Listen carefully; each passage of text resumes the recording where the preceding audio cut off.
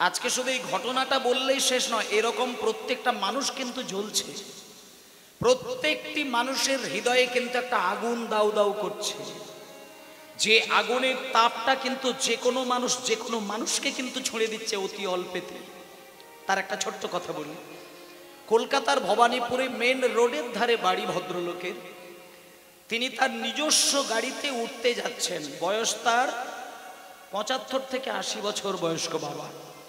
এবার যখন নিজের গাড়িতে উঠতে যাচ্ছে, একটা ৭০-৮০ বছরের বয়স্ক মা বাবা নিশ্চয়ই ইয়াং ছেলের মতো তড়িঘড়ি করে দমদাম করে গাড়িতে উঠতে পারবে না।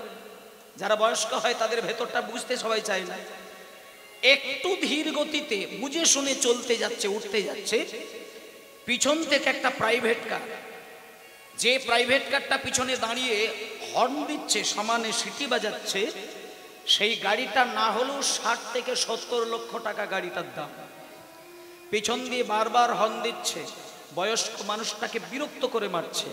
তখন বয়স্ক মানুষটা পাপা করে এগিয়ে এসে ড্রাইভারকে একটা প্রশ্ন করলো যে আমি তো বয়স্ক মানুষ, আমি তো গাড়িতে উঠছি, তা আপনি সমানে হর্ন বাজাচ্ছেন কেন? এতে আমি অস্বস্তি বোধ করছি। তখন ড্রাইভারটা বললেন, দুঃখিত, আপনি তাড়াতাড়ি ওঠেন। এবার আবারও সেই বয়স্ক বাবা উঠতে যাচ্ছে, কিন্তু একটু দেরি হয়ে যাচ্ছে। বয়স্ক লোকের যেটা হয় আর কি, সেইভাবে হচ্ছে। তখন ওই প্রাইভেট কারটা টুকটুক করে গিয়ে হর্ন দিতে দিতে বয়স্ক বাবার গাড়ির পিছন দিকে ধাক্কা মেরে দিল। আর যা না ধাক্কা মারে, তখন ওই বয়স্ক বাবাটা একটু রেগে গিয়ে ড্রাইভারের কাছে এসে দুটো কথা বলে, এবং কথা বলার পরিপ্রেক্ষিতে ওই ড্রাইভার বেরিয়ে এসে ওই ৮০ বছরের বয়স্ক বাবাকে গায়ের জোরে সাপটে একটা চড় মারে। পরক্ষণে সেই ভদ্রলোক পাথরে রাস্তার ধারে ঢালাইয়ের মধ্যে পড়ে যায়, মাথায় আঘাত লাগে। ২-৩টে দিন বাদে ভদ্রলোক মারা যায়। এবং ইতিমধ্যে যে ৬০-৭০ লক্ষ টাকার গাড়ির ভেতরে ড্রাইভারটি চালক ছিলেন, ওটা ওনার নিজের গাড়ি। আর উনি হচ্ছেন বিখ্যাত একজন আইনজীবী, উনি উকিল, মানে আইন নিয়ে উনি গবেষণা করেন, আইন নিয়ে বিশ্লেষণ করেন, আইন নিয়ে ওনার সংসার চলে। তাহলে এত বড় একটা আইনজীবী হয়েও তার একটুখানি ধৈর্য হলো না যে বয়স্ক লোকটা উঠলে তবে আমি যাব। এটা হলো না কেন? এটা তো একটা ঘটনা। আর একটা ঘটনা উড়িষ্যায় ঘটেছিল, মাছের বাজারে গিয়ে ঝগড়াদ্বন্দ্ব হয়ে যাওয়ার সঙ্গে সঙ্গে সেখানে এমন মারপিট হয়, সেখানে খুন করে বডিকে কুচো করে বরফের মধ্যে রেখে দেওয়া হয়, লুকিয়ে লুকিয়ে তাকে পাচার করে দেওয়া হয়। তাহলে এখন এই অতি অল্পেতেই মানুষ এত আগুন নিজেকে সামলাতে পারছে না, অপরের গায়ে ঢেলে দিচ্ছে। কেন হচ্ছে এটা? এর প্রমাণ আছে, এর কারণ আছে। এই কারণগুলোকে ধরতে হবে। শুধু হরিনাম করে যাচ্ছি, হরিনাম শুনে যাচ্ছি, গুরুদেবের কাছ থেকে দীক্ষা নিয়েছি, জপমালা নাম করছি, বছরে বছরে আমি তুলসী সিন্নি দিচ্ছি, কীর্তনিয়া নিয়ে এসে কীর্তন করাচ্ছি, কিন্তু আমার ভেতরের আগুনটাকে নেভাতে পারছি না। কেন? এর মূল গোড়ার খবরটাকে জানতে হবে। মানুষ এত ক্রোধী হয়ে উঠেছে তার কারণ দুটো জিনিসের জন্য।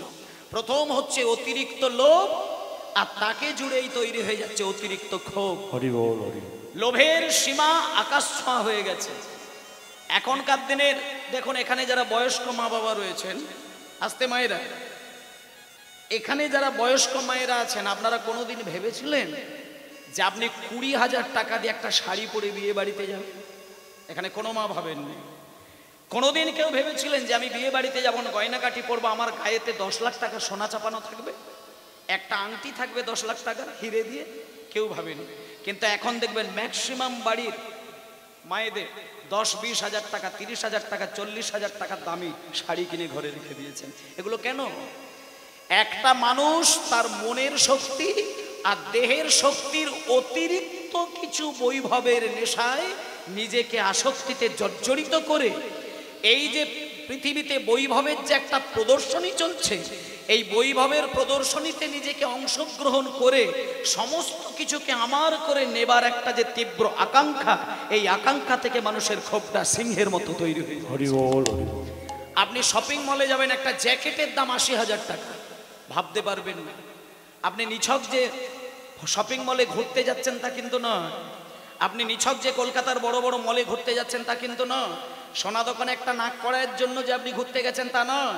আপনি হয়তো একটা নাকের কড়াই কিনে নিয়ে এসেছেন, কিন্তু আপনার ভেতরে অবচেতন মনেই কিন্তু আপনার ওই দামি দামি জিনিসের প্রতি একটা আসক্তি তৈরি হয়েছে। এটাকে বলছে তীব্র আসক্তি। আর চৈতন্যদেবের এই কীর্তন গানেতে এই জায়গাটাতে বারবার তোমাকে বাধা দিচ্ছে যে তুমি সংসারে থাকো, তোমার তীব্র আকাঙ্ক্ষা থেকে তুমি নিজেকে শূন্য করে দাও, তোমার বিবেক আর বৈরাগ্যকে যদি তুমি জাগিয়ে তুলতে পারো, তুমি পরম শান্তিতে নিজের জীবনটাকে সোনা দিয়ে সাজাতে পারবে। আজকে যদি বাজারে একটা ছেলেকে একটা ব্যক্তি মারে না, পোস্টারে বেঁধে যদি মারে, আপনি দেখবেন 50টা লোক গিয়ে তাকে মারতে শুরু করে দেবে, জানতেই চাইবে না কেন মারধর করা হচ্ছে। তার কারণটা কি? মানুষের প্রত্যেকের ভেতরে একটা আগুন জ্বলছে, কখন সেই আগুনটা কাউকে ছুঁড়ে দিতে পারবে তবে যেন নিজেকে শান্তি বোধ হয়। কিন্তু এককালে মানুষের জীবন ছিল আলাদা, তখন বাসে করে গেলে প্রত্যেকটা বাসের যাত্রী একে অপরের সঙ্গে আত্মীয়তা তৈরি হয়ে যায়, যেত তখনকার দিনে। আর এখন এক টানা 24 ঘন্টা একটা বগিতে বসে থাকবেন, কেউ কারোর সঙ্গে কথা বলে না। তাহলে মানুষ মানুষকে আর চিনতে চায় না, মানুষ মানুষের সঙ্গে মানবিকতা সমাদর বোধ জ্ঞান তৈরি করে না, মানুষ মানুষ হয়ে বসতে চায় না, পরিচয় দিতে চায় না। তাই তারা একাসনে একভাবে বসে এক চিন্তায় নিজের আগুনে নিজে জ্বলে, সুযোগ পেলে সেই আগুন অপরকে দিয়ে জ্বালিয়ে দেয়। এইগুলো থেকে যতদিন না দূরে সরে যাবে ততদিন মানুষ ধর্মমুখী হতে পারবে না।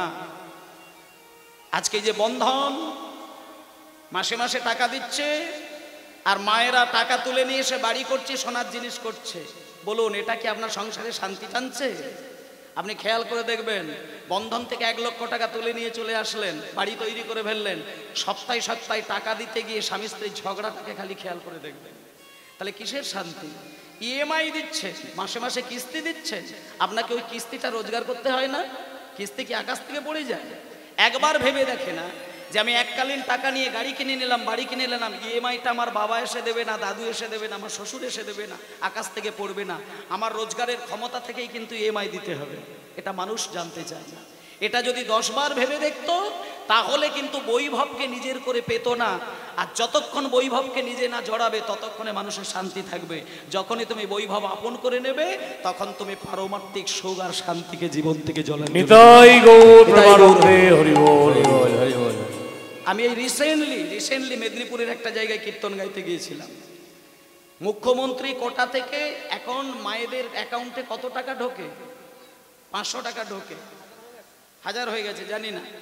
ভাবতে পারবেন না মায়েরা, মেদিনীপুরের একটা জায়গায় কীর্তন গাইতে গেছিলাম, 200 মহিলা একত্রিত হয়ে তাদের ওই 500 টাকা করে যে মন্ত্রী কোটা থেকে টাকা ঢোকে সেই টাকাকে এক জায়গায় করে হরিবাসর সাজিয়েছে। তারা সেটা হরিনামের উপরে খরচা করছে। তাহলে এই যে শুভ বুদ্ধি আর অশুভ বুদ্ধি, এটা মানুষ নিজে তৈরি করতে পারে। আপনি টাকা রোজগার করবেন, আপনি শুভ কাজে লাগাবেন কি অশুভ কাজে লাগাবেন, এই চেতনাটা যদি আপনি নিজে তৈরি করতে জানেন তাহলে আপনি পরম শান্তিতে দিন কাটাবেন। আর যদি আপনি প্রয়োগ ক্ষমতা হারিয়ে ফেলেন তাহলে আপনি সব থেকে বেশি দুঃখে জীবন কাটাবেন। তাহলে এই যে সুখ আর দুঃখ কোথায় আছে, এটা নিজের বুদ্ধিমত্তা দিয়ে নিজের মনকে বিচার করতে হবে। মন যেন বুদ্ধিকে না খেতে পারে, বুদ্ধি যেন মনকে কিনে রাখতে পারে, এটা মানুষের চরম প্রতিশ্রুতিবদ্ধ। আর আজকে সেই জন্যই আদর্শ কীর্তন গান। কীর্তন মানে হরি হরি করে ফেললাম, তাতে কি হবে? কিচ্ছু হবে না। হরি হরি করবে তখন যতক্ষণ চলবে, তারপর বাড়িতে গিয়ে কালকে যখন বুধবার এসেছে বন্ধনে টাকা দিতে হবে তখন তার জ্বালাটা দেখবেন কাকে বলে। পাশের বাড়ির লোককে বলবে, ওরে 300 টাকা দিবি, তোকে আমি পরের দিনেই দিয়ে দেবো, কালকে আমাকে বন্ধনে টাকা দিতে হবে। সে জ্বালাই জ্বালাই ঝালাপালা। মায়েদেরকে অনুরোধ করছি, বাবা এই সমস্ত ঋণ লোনের দিকে ছুটবেন না, দরকার হলে লঙ্কা পুড়িয়ে ভাত খান। আপনি ভাবছেন হয়তো টাকা নিয়ে 2টো ইট গেঁথে ফেলবেন, আপনার জীবনের শান্তিটা কিন্তু ধ্বংস হয়ে যাচ্ছে। এটা এখানে যারা বন্ধনে যুক্ত আছেন তারা জানেন। আমি প্র্যাকটিক্যাল সত্য কথা বললাম। ঋণ করবেন না, ঋণ করবেন না, জীবন সাজান, দরকার হলে ভগবানের চরণ অমৃত পান করে দিন কাটান, কিচ্ছু দরকার নেই।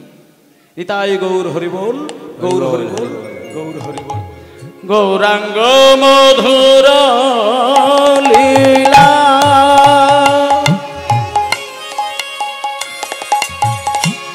যার কারণে প্রবেশিলা, গৌরাঙ্গ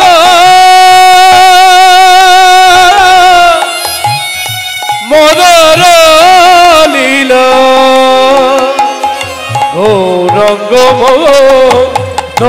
লীলা যারে করলে অবেশিল দয় নির্মল ভেল দয় নির্মল ভেল তার জ্ঞান আধার যায় গো সরে অজ্ঞানে আধার যায় গো দূরে আর অজ্ঞান আধার যায় গো সরে যারা গৌরী লীলা শ্রবণ করে অজ্ঞান আধার যায় গো যারা গৌর লীলা শ্রবণ করে অজ্ঞানে আধার যায় গো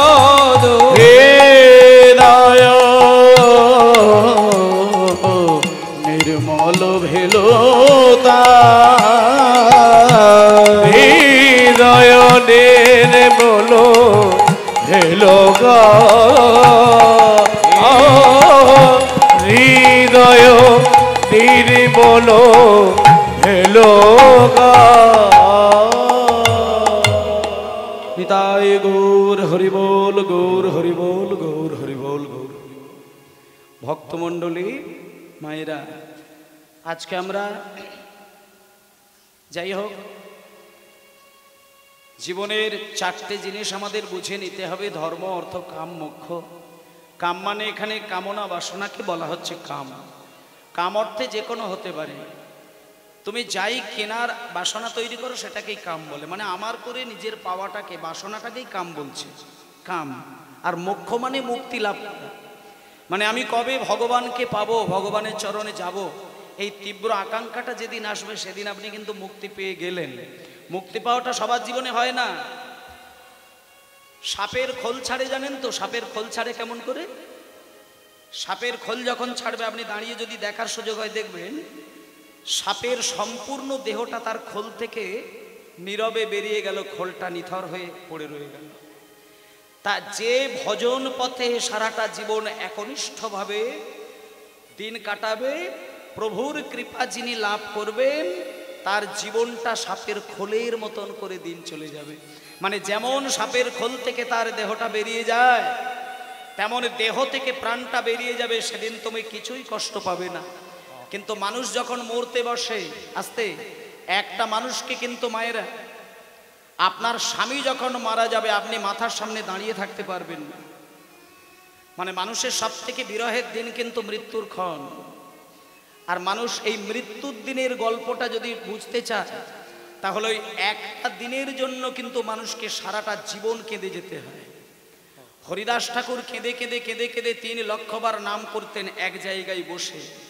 কেন কেন নাম করতেন জানেন? শোনেন একবার। এই যে যারা জপের মালায় নাম করেন তারা কিন্তু জানে জপমালায় নাম করতে গেলে কোনোদিন বালিশে মাথা দিয়ে শুয়ে শুয়ে জপের মালায় নাম করা চলে না, নিষেধ। এটা অনেকে মানে না, কিন্তু শুয়ে শুয়ে নাম করতে নেই, তাতে হয় না। যখনই তোমার শরীরের মধ্যে একটা আরাম বোধ হবে বলে মনে হবে, আরাম করে কোনোদিন ভগবানের নাম চলে না।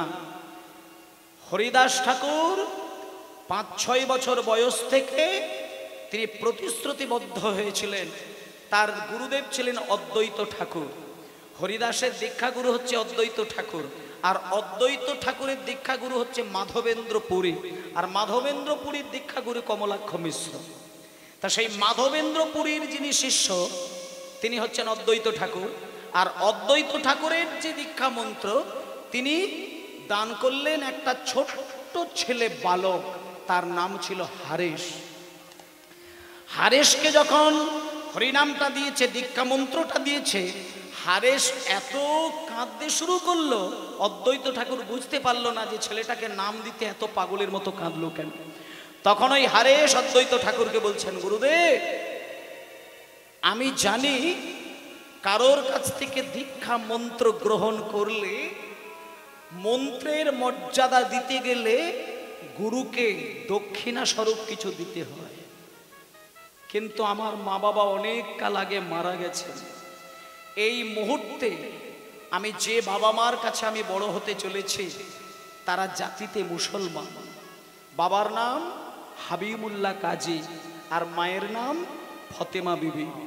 একটা কথা আমি আপনাদের বলে দিচ্ছি, আমি যদিও হরিদাসপালা গাইব না, আমি হারেসের বিষয়টা তুলছি, তার কারণটা হচ্ছে আমাদের চৈতন্যটাকে জাগানোর জন্য একটা পয়েন্ট আপনাদেরকে আমি খাড়া করছি। শোনে, হারেস যখন একেবারে কোলের ছোট্ট বাচ্চা, ছোট্ট কোলের বাচ্চা, তখনকার দিনে যেমন কয়েক বছর আগে যেমন করোনা পরিস্থিতিতে হাজারে হাজারে মানুষ মারা গেল, এককালে বাংলার মাটিতে মহামারী রোগে এমনও দেখা গিয়েছে গ্রামের 100টা বাড়িতেই কোনো মানুষ আর বেঁচে নেই।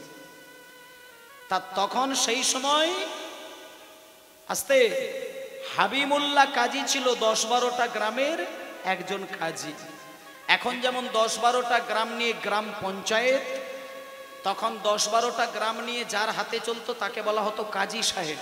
এই আসতে বাবা কথা না, এবার কাজী সাহেব আবার কার কথাই চলতো, তখন সারা বাংলার যিনি নবাব ছিলেন, নবাব তখন কাজী সাহেবকে চালাতেন। মায়েরা এই সমস্ত ইতিহাসগুলো একটু জেনে যান। যত বেশি ধর্মের ইতিহাস জানবেন তত বেশি ধর্মের প্রতি ভালোবাসা তৈরি হবে। তা না হলে ওই ফিরিং ফিরিং ভালোবাসা, মানে মনের ভেতরের খবর না নিয়ে বাইরের রূপ দেখে যদি ভালোবাসেন, ও ভালোবাসা হালকা বাতাস দিলে উড়ে যায়। কিন্তু আত্মার সঙ্গে আত্মার মিল যদি যখন হবে, সে ভালোবাসা এ জন্ম কেন কোনো জন্মেও ধ্বংস হবে না। তা আপনি যে ভগবানকে ডাকবেন, আপনি ধর্মের ইতিহাসটা আগে দেখুন, আগে দেখুন ইতিহাস কোথায়। আজকে সনাতন ধর্মের মানুষ হরি হরি বলছে, কি সুন্দর ব্যাপার, কিন্তু আপনি জানেন এককালে আপনি আপনার ভগবানের হরি হরি নাম করবেন, আপনার চারিদিকে কিছু পাষণ্ড মানুষ মাঝরাতে ঘুরে বেড়াতো।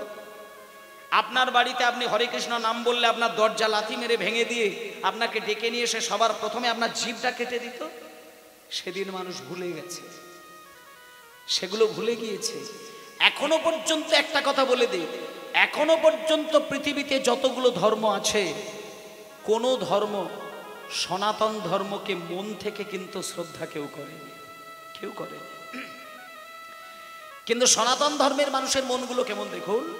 সনাতন ধর্মের মানুষের মন বিশ্বের প্রত্যেকটি মানুষকে ভালোবাসতে শেখায়, কিন্তু অন্য ধর্ম সনাতন ধর্মকে ভালোবাসেন না। তা ভক্তমণ্ডলী মায়েরা, সেই জন্য ইতিহাসগুলো জানতে হবে। আজকে ছোট্ট ছেলে তার মা বাবাকে হারিয়ে ফেললো কোন দিন, মহামারী রোগে বুড়হন নামে একটি গ্রাম, সেই বুড়হন গ্রামের একটা বাড়ির দরজাকে আর খোলা যায় না। যখন বাইরে থেকে ধাক্কা দিয়ে খুলছে, দেখলো ভেতরে সমস্ত পরিবারের লোকজন কতদিন ধরে মরে পচে আছে তার কোনো খবরই পাওয়া যায় না। এই এক এক করে প্রত্যেকটা বাড়ির খবর নিতে নিতে নিতে নিতে হাবিবুল্লাহ কাজী দেখলেন পশ্চিম দিকের পাড়ার একটা বাড়ির ভেতর থেকে একটা ছেলের কান্নার শব্দ ভেসে আসছে। হাবিবুল্লাহ কাজী ছুটে গিয়ে দরজাটা ভাঙলো, ভেঙে দেখলো তার মা বাবা মরে গেছে। মা বাবার মাথার সামনে ছোট্ট একটা ছেলে বুক চাপড়ে কাঁদছেন, তার নাম রাখলো হারেস। ছেলেটা যখন প্রচন্ড কাঁদছে, এতটুকু কোলের বাচ্চা, হাবিবুল্লাহ কাজী গিয়ে ছেলেটাকে কোলে তুলে নিল। কোলে তুলে নিয়ে ছেলেটার মুখের দিকে দেখে বলছে, ইয়া আল্লাহ, কে খোদা, এ তোমার কেমন মেহেরবানি, সবাইকে তুমি ইন্তেকালের মুখে ঠেলে দিলে, আর একটা শিশুর তুমি জিন্দেগি বকশিস দিলে। এই ছেলেটা তোমার নিশ্চয়ই ইবাদত করবে, নিশ্চয়ই খিদমত করবে। ছেলেটাকে কোলে করে নিয়ে হাবিবুল্লাহ কাজী তার বিবির কাছে এলেন, আর তার বিবির নাম হচ্ছে ফতেমা বিবি।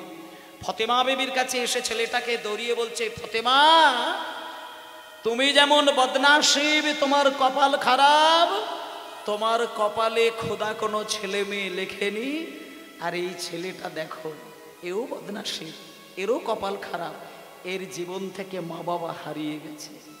তাই ফতেমা, তুমি এক কাজ করো, এই ছেলেটাকে তুমি তোমার কোলে তুলে নাও, হিন্দু হোক মুসলমান হোক দেখার দরকার নেই, এ তো ছোট্ট ছেলে, এ এখনো জাতির মধ্যে ওঠে না, তুমি বরং এই ছেলেটাকেই তোমার সন্তান মনে করে তুমি মানুষ করো। সঙ্গে সঙ্গে মামা বলিয়া শিশু কাঁদিতে লাগিল, মামা বলিয়া শেষ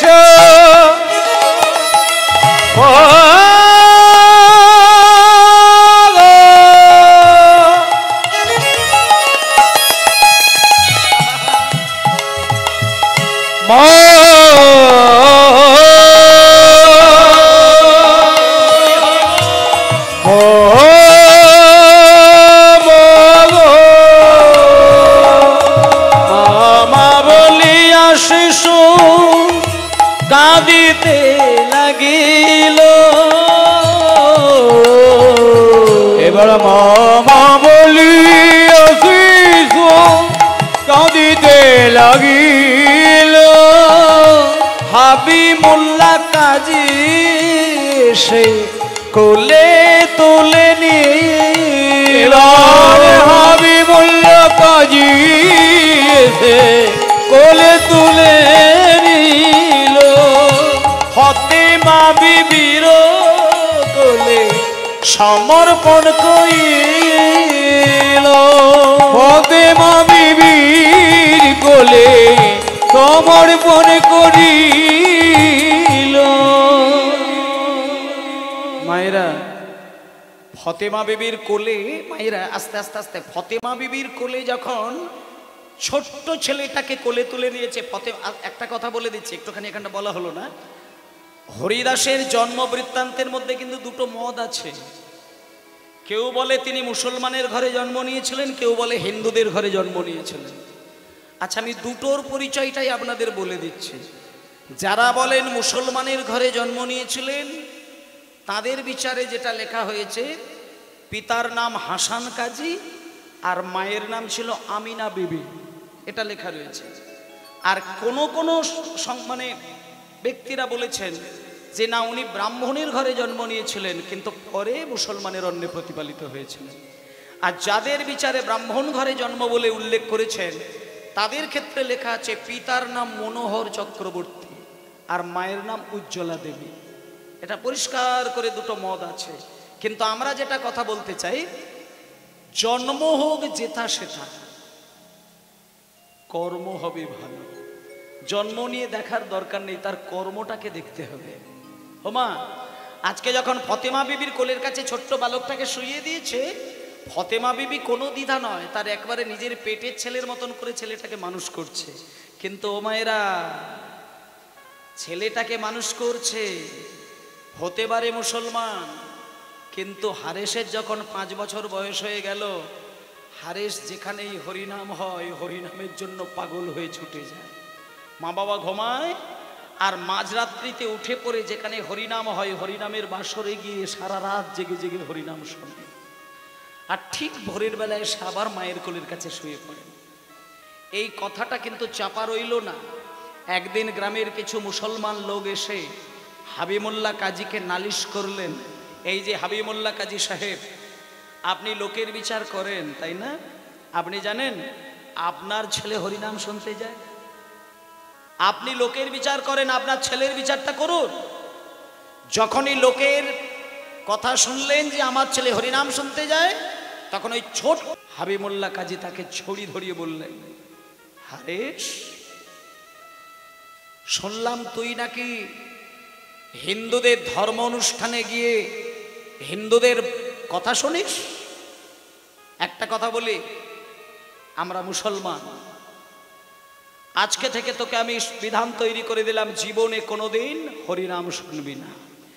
যদি কোনোদিন এইবার হরিনামের বাসরে গিয়ে হরিনাম শুনেছিস, তোর প্রাণ সংশয় হতে পারে।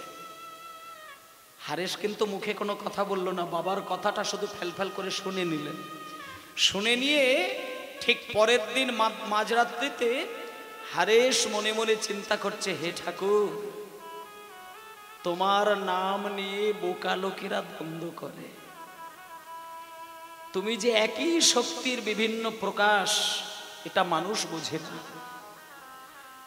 হারেস মনে মনে চিন্তা করলো, আমি ভগবানের নাম নিতে গিয়ে বাধা যেখানে পাবো, সে বাধা ছিন্ন করে দেব। আমার দরকার নেই মা বাবা। যে মা বাবা আমাকে ভগবানকে ডাকতে বাধা দেয়, সেই মা বাবার ভালোবাসা আমি চাই না। হারেস মধ্যরাত্রিতে মা বাবার কোল ছেড়ে বেরিয়ে গেল। আর যেতে যেতে গভীর রাত্রিতে পথ চলছে, আর মনে মনে বলছে, ঠাকুর ঠাকুর জানিতে চাই দয়ালে তোমার, তাহলে তোমার আসল নামটা কি? কেউ বলে হরি, কেউ বলে রাম, কেউ বলে আল্লাহ, কেউ বলে খোদা, কেউ বলে যিশু, কেউ বলে বৌদ্ধ, কিন্তু তোমার তাহলে আসল পরিচয় কি? তোমার আসল নামটা কি? কে তোমার নাম লিখেছে? কি তোমার ধর্ম? কোথায় তুমি থাকো? আমি তো কিচ্ছু জানি না, আমাকে একটু বলে দেবে তোমার তাহলে আসল নামটা কি? জানিতে চাই দয়াল তোমার আসল নামটা কি? জানিতে চাই ও গো দয়া আসল নামটা কি? দয়াল জানিতে চাই দয়াল তোমার আসল নামটা কি? দয়াল জানিতে চাই দয়াল তোমার আসল নামটা কি? ও গো দয়াল গো, আমার সর্বশাস্ত্রে দয়াল, আমরা সর্বশাস্ত্রে শুনিতে যে পাই,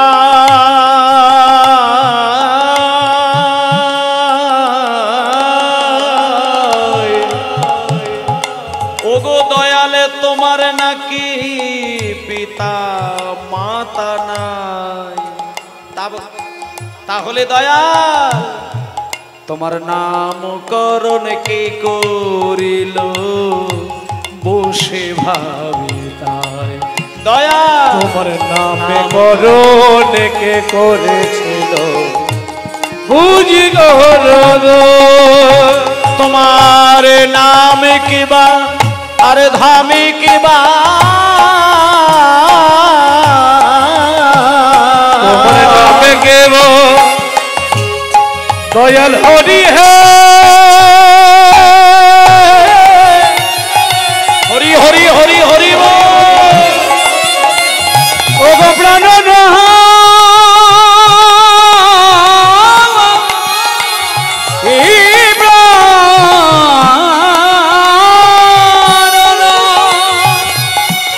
দয়াল হরে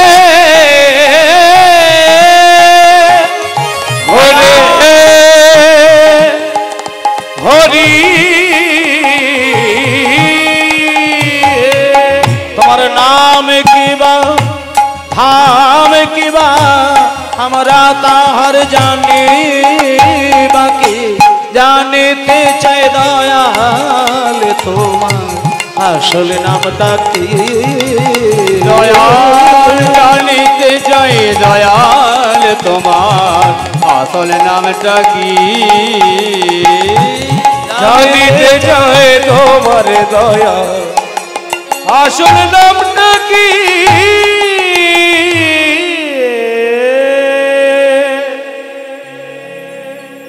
শিশু বালক, দেখেন একটা কথা বলি, দীক্ষা তো আপনারা নিয়েছেন, দীক্ষা মন্ত্র আমাদের কাছে কত মহামূল্যবান একটা রত্ন, তার প্রমাণটা এই খণ্ডের মধ্যে পেয়ে যাবেন। ছোট্ট ছেলেটা তার মা বাবাকে ছেড়ে দিয়ে বেরিয়ে এলো, মনে মনে চিন্তা করলো আমার দরকার নেই মা বাবার ভালোবাসা, আমি ভগবানকে পেতে চাই। ঘর থেকে বেরিয়ে ছোট্ট ছেলেটা বুক চাবড়ে আপন মনে ভগবানের নাম করতে করতে যাচ্ছে। হঠাৎ করে অদ্বৈত ঠাকুর, ও মায়েরা, অদ্বৈত ঠাকুর হঠাৎ করে সেই ছোট্ট ছেলেটাকে দেখতে পেয়ে গেলেন। ছোট্ট ছেলেটাকে দেখতে পেয়ে বলছে, এই খোকা, হ্যাঁ রে, কাছে আয়, কাছে আয়, কি নাম তোর?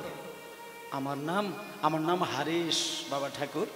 হারেশ, শোন বাবা, এত ছোট্ট অল্প বয়সে চোখ ছলছল করছে, প্রেম ভরে বদন ভরে তুই হরিনাম গাইছিস বাবা, আমি তোকে একটা কথা বলি, আমার হৃদয়ে মাধবেন্দ্র পুরীর দেওয়া যে মন্ত্র নাম, আমি তোকে সেই মন্ত্র দান করব। সেই অদ্বৈত ঠাকুর আজকে হারেশকে দীক্ষা মন্ত্র দান করলেন, এবং দীক্ষা মন্ত্র দান করে যেই দিয়েছে, সঙ্গে সঙ্গে বাচ্চা ছেলেটা অদ্বৈত ঠাকুরের চরণ জড়িয়ে ধরল। চরণ দুটো জড়িয়ে ধরে বলছে, বাবা ঠাকুর, বাবা ঠাকুর, আমি শুনেছি দীক্ষা মন্ত্র নিলে গুরুদেবকে দক্ষিণা দিতে হয়, কিন্তু আমি যে দক্ষিণা দেব, আমি তো আমার মা বাবাকে ছেড়ে দিয়ে চলে এসেছি বাবা ঠাকুর।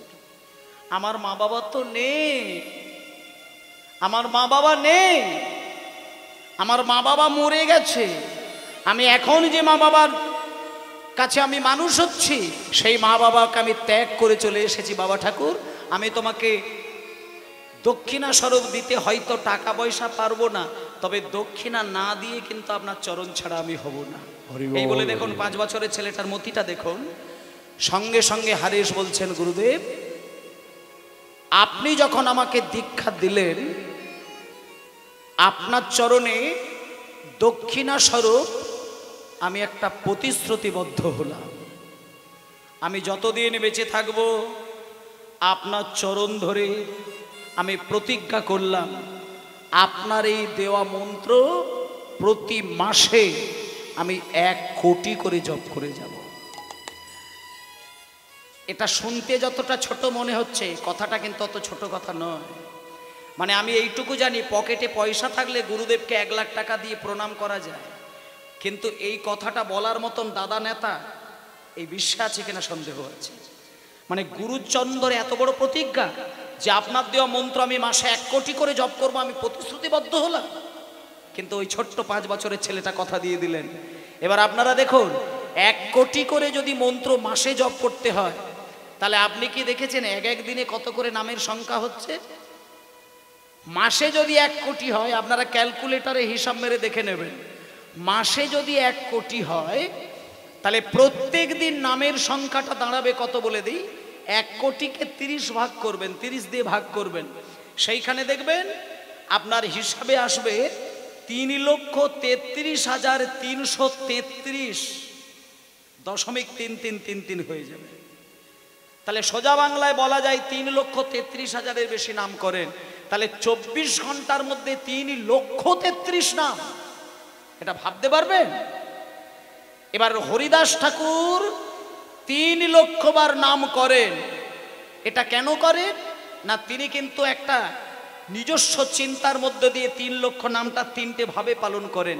তিনি 1 লক্ষ বার নাম করেন নামকে জয় করার জন্য, আর 1 লক্ষ বার নাম করেন কামকে জয় করার জন্য, আর 1 লক্ষ বার নাম করেন তার মৃত্যুকে জয় করার জন্য। জয় গৌর হরি বল, হরি বল, হরি বল। সেই জন্য হরিদাস ঠাকুর 1 লক্ষ বার নামে নামীকে জয় করেছেন, ভগবানকে তিনি হৃদয়ে পুষে রেখেছেন। আর 2 লক্ষ বার নামে তিনি কামকে জয় করেছেন, তার কাছে কামবাসনা কোনোদিন তাকে কোনোদিন বিরক্ত করে না।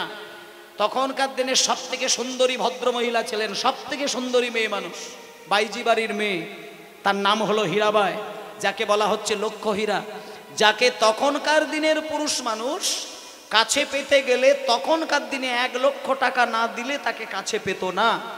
সেই সুন্দরী, অপরূপ সুন্দরী মেয়ে হরিদাসের তখন ইয়াং বয়স, তার কাছে গিয়ে তার দেহটা দুলিয়ে দুলিয়ে নৃত্য প্রদর্শন করাচ্ছেন। হরিদাস ঠাকুর তার নাচে হাত জোর করে বলেছিল মা, সেখানেই তার মনটা গলে গেল। একটা মেয়েকে যদি কোনো মা বলে সংবর্ধনা করে, সম্পর্ক তৈরি করে, মায়েদের মনের মুডটা কিন্তু ঘুরে যায়। আস্তে মায়েরা, যখনই ওই হীরাবাইকে মা বলল, তখন হীরাবাইয়ের মনের ভেতরটা টলে উঠল। আমাকে তা আজ পর্যন্ত কোনো ইয়াং ছেলে মা বলেনি। একে হরিদাস, আমি শুনেছি তুমি ভালো গান জানো, তা তুমি গাইবে আমি নাচবো, আমি নাচবো তুমি গাইবে, তুমি গাইবে আমি নাচবো।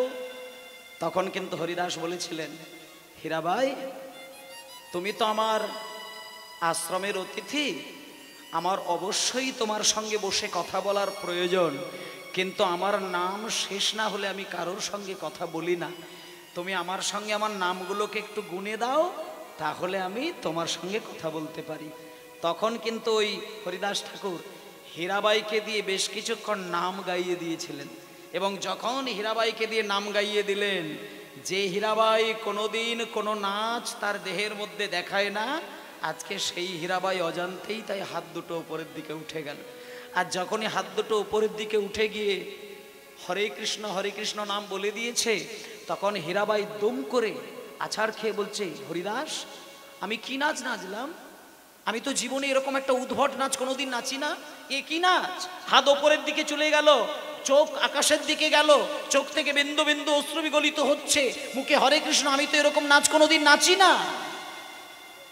তখন হরিদাস হীরাবাইকে সামনে ডেকে মাথায় হাতটা দিয়ে বলছে, হীরাবাই, একটা কথা তোমায় বলি, এতদিন যে তুমি নাচ নাচলে, এই নাচে জগতের মানুষের মন জয় হয়েছে।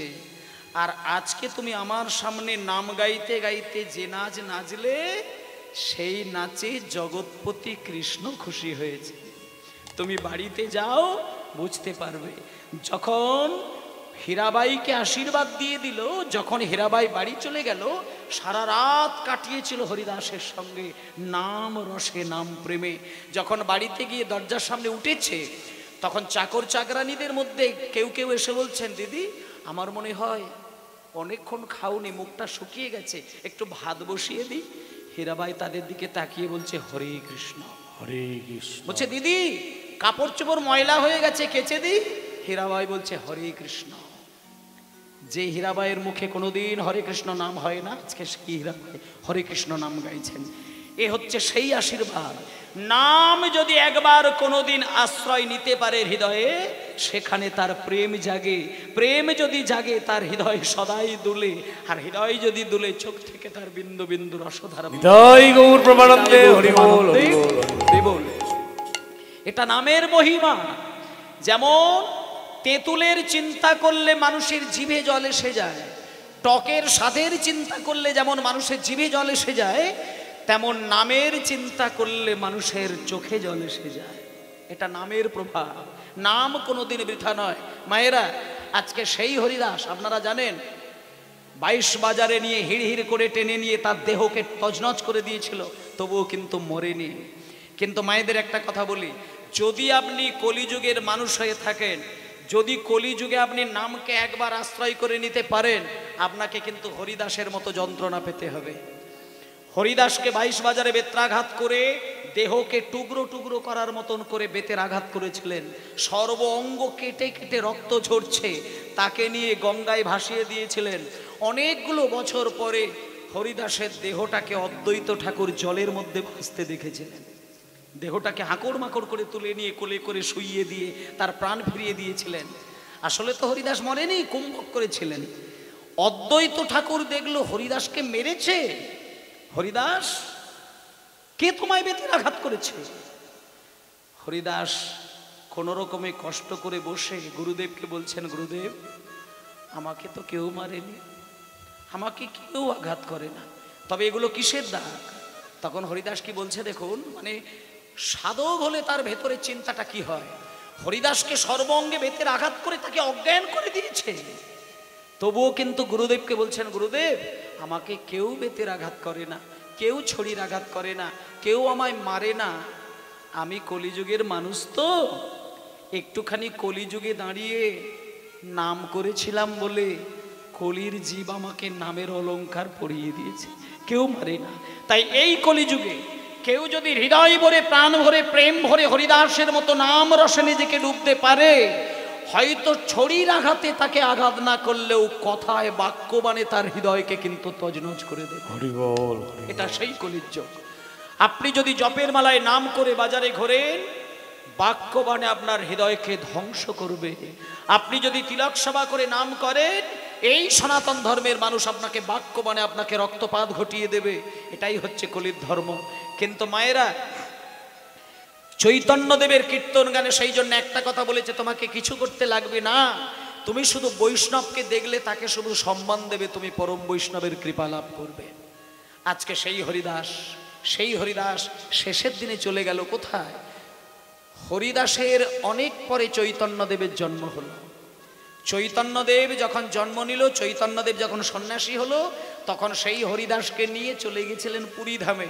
এবার আপনাদেরকে একটা কথা বলে দিচ্ছি, পুরীধামে যদি আপনারা যান, সিদ্ধ বকুল গাছ বলে একটা গাছ আছে, সেই সিদ্ধ বকুল গাছের তলায় হরিদাস যতগুলো দিন বেঁচেছিলেন, একভাবে সেই বকুল গাছের তলায় তিনি প্রত্যেক দিন 3 লক্ষ বার করে নাম জপ করেছিলেন। ও মায়েরা, 3 লক্ষবার করে হরিদাস নাম করেছিলেন, কিন্তু একটা দুঃখের বিষয়, মানে আমাদের কাছে খুব ভাবার বিষয়, যে ব্যক্তি 3 লক্ষবার নাম করে, যে ব্যক্তিকে চৈতন্যদেব সবসময় গিয়ে জড়িয়ে ধরে কাঁদে, সেই ব্যক্তি কোনোদিন জগন্নাথের মন্দিরে গিয়ে কোনোদিন জগন্নাথ দেব দর্শন করেননি। মহাপ্রভু হাজারবার বলেছিল হরিদাসকে, হরিদাস তুমি আমার সঙ্গে চলো, আমি জগন্নাথের সামনে তোমাকে জগন্নাথ দেব দর্শন করবো। হরিদাস বারবার কেঁদে কেঁদে বলেছিল, প্রভু আমি যবনরাজের ঘরে জন্ম নিয়েছি, আমি জগন্নাথ দেব দর্শন করার নয়ন আমি এখনো তৈরি করতে পারি না, আমি জগন্নাথের কাছে বসে জগন্নাথ দেব দর্শন করার মতো আমার ভাগ্য এখনো হয়নি, আমার হৃদয়, আমার মন, আমার মস্তিষ্ক অপরাধে ভরা, আমি যাব না। এই বলে এক আসনে বসে সিদ্ধ বকুল গাছের তলায় দাঁড়িয়ে এক দিনের মধ্যে 3 লক্ষবার নাম জপ করেন। কিন্তু মায়েরা, যে হরিদাস জীবনে কোনো দিন শুয়ে নাম করেনি, আজকে মহাপ্রভুর কাছে খবর গেল হরিদাস মাটিতে লম্বা হয়ে শুয়ে নাম করছে। মহাপ্রভু আছাড় খেয়ে কাঁদতে কাঁদতে ছুটে এলো, হরিদাস তুমি শুয়ে নাম করছো, তোমার কি শরীর খারাপ? হামাগুড়ি দিতে দিতে গিয়ে মহাপ্রভুর চরণ জড়িয়ে ধরলেন, প্রভু আমি আজকে শুয়ে নাম করছি কেন আমি একটু পরে বলছি, তার আগে 3টে জিনিস চাইবো, আপনি আমাকে দেবেন? আপনি আমাকে দেবেন? 3টে জিনিস চাইব। মহাপ্রভু হাতটা ধরে দাঁড় করিয়ে দিয়ে বলছে, হরিদাস আমি তো তোমার মনের আশা কোনোদিন ফেলি না, তোমার মনে তো ব্যথা দিয়ে কথা বলি না, বলো তুমি 3টে জিনিস কি চাও, আমি এক্ষুনি দেবো। তখন হরিদাস কি চেয়েছিলেন দেখুন, হরিদাস বলছেন, প্রভু আমি আপনার চরণে 3টে জিনিস চাই। আমি চোখের সামনে কত মানুষকে মরতে দেখেছি, একটা মানুষকে আমি দেখলাম না হাসি মুখে মৃত্যুবরণ করল। যখন মানুষের মরণ হয় কত জ্বালা, কত যন্ত্রণা, কত ছটফট করে করে করে করে মানুষের প্রাণ বেরিয়ে যায়। তাহলে মানুষ সারা জীবন তো হাসে, কিন্তু মৃত্যুর দিনে মানুষের কেন এত জ্বালা, মরণের দিনে মানুষের কেন এত বুকে বেদনা, কেন এত দেহের যন্ত্রণা হয়? আমি এই যন্ত্রণা সহ্য করতে পারি না ঠাকুর। তাই হে প্রভু আমি শুধু একটা জিনিস চাই, আমার যেদিন মরণ হবে সেদিন যেন আমার যন্ত্রণা না হয়, আমি যেন হাসি মুখে তোমার চরণ যুগল পাই। নিতাই গৌর হরি বল, নিতাই গৌর প্রেমানন্দে হরি বল। মায়েরা মায়েরা আপনারাও দেখবেন, কারো যদি মরণ হয় দেখবেন মরণের সামনে কেউ ভালোবাসার মানুষও দাঁড়িয়ে থাকতে পারে না। প্রত্যেকটা মানুষের মৃত্যুক্ষণটা কিন্তু প্রচন্ড বিরহে, দেহের জ্বালা ভোগ করতে পারে না, যন্ত্রণা ছটফট করে করে মানুষের প্রাণ হারায়। তার ভালোবাসার মানুষও বাইরে দাঁড়িয়ে দাঁড়িয়ে বুক চাপড়ে কাঁদে আর ভগবানকে বলে, ঠাকুর ওকে তুমি মেরে দাও, ওকে মেরে দিয়ে তুমি আমাকে বাঁচাও, আমি সহ্য করতে পারি না। তাহলে এই দিনটা কেন আসে মানুষের?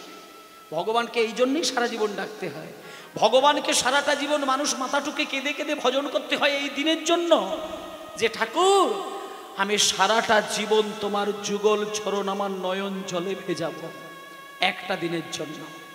তুমি আমাকে সারাটা জীবন কাঁদাও, আমি সহ্য করে নেব, তুমি আমাকে সারা জীবন ব্যথা দাও, আমি সহ্য করে নেব, কিন্তু যেদিন আমার মরণ হবে সেদিন যেন হাসতে হাসতে তোমার চরণ যুগল। হরি বল। 1 নম্বর। আর দ্বিতীয় কথাটা মহাপ্রভুকে বললেন, প্রভু যেদিন আমার মরণ হবে সেদিন যেন আমার বুকের মাঝখানে তোমার এই যুগল চরণ দুটো বসানো থাকে, এটা 2 নম্বর। আর 3 নম্বর হচ্ছে, যেদিন আমার মৃত্যু হবে সেদিন যেন আমার জিহ্বায় কৃষ্ণ নাম চলতেই থাকে। তাহলে মরণের দিনে মুখে থাকবে কৃষ্ণ নাম, মরণের দিনে মুখে থাকবে হাসি, আর মরণের দিনের হৃদয়ে থাকবে ভগবানের যুগল চরণ। এই 3টে জিনিস যেদিন মানুষের প্রাপ্তি হবে, সেদিন মানুষ যখন মরবে সাপের খোলের মতন দেহ থেকে প্রাণ বেরিয়ে যাবে, সে কিচ্ছু টের পাবে না, আনন্দিত মনে জীবন কাটাবেন। মানুষের যন্ত্রণা মৃত্যুর দিনে সব থেকে মারাত্মক হয়, এটা মানুষ একবারও ভেবে দেখে না, একবারও ভেবে দেখে না।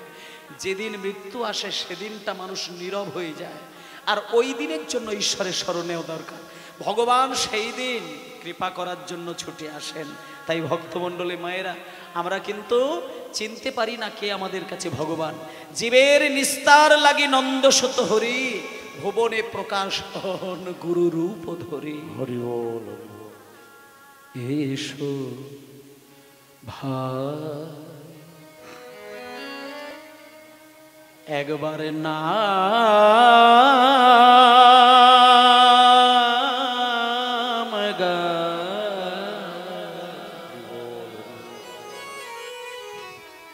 কৃষ্ণ নাম হরি নাম। এসো নিতাই গৌর প্রেমানন্দে হরি বল। নামে গা